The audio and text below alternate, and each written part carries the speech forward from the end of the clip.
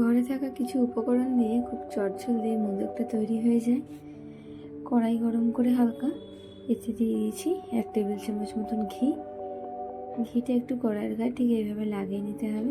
তারপর দিয়ে দেবো 750 ml মতন দুধ আর 1 পিঞ্চ মতন কেশর। কেশরটা দেওয়ার কারণ হচ্ছে একটু সুন্দর মিষ্টি হলুদ রঙ আছে, চাইলে কিন্তু নাও দেওয়া যেতে পারে।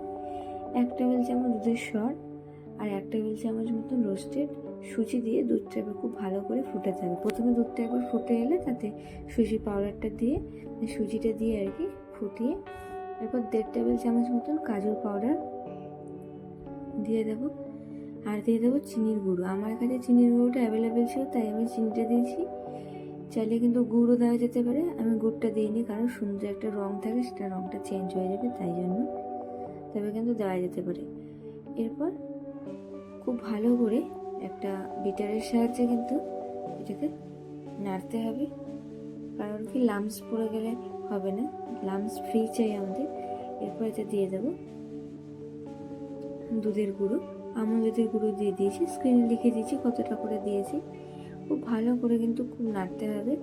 আর সমস্ত প্রসেসটাই মিডিয়াম টু হাই ফ্লেমে করলে খুব তাড়াতাড়ি হয়ে যায়, তবে কিন্তু মানে কন্টিনিউ নাড়াতে হবে।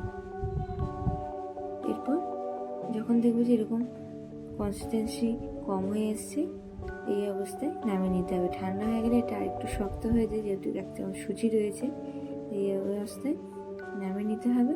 তারপর এরকম যে মোল্ড পাওয়া যায়, ছোটও আসে বড়ও আসে, আমি ছোটোটার সাহায্যে ওর মধ্যে অল্প ঘি দিয়ে মোদকটা তৈরি করে নিয়েছি। আপনারা অবশ্যই একবার এইভাবে ট্রাই করবেন, খুবই ভালো লাগে খেতে। আর এই যেভাবে ঠিক ঘি দিয়ে আর যে পাত্রে রাখবো সেই পাত্রে একটু ঘি গুলিয়ে নিয়েছিলাম যাতে মোদকটা খুব ভালোভাবে উঠে যায়। এরপরে একটু সাজানোর আর কি জন্য কেশর, চাইলে পেস্তা বাদাম বা এর মধ্যে কিছু ফিলিংও দেওয়া যেতে পারে চকলেটের।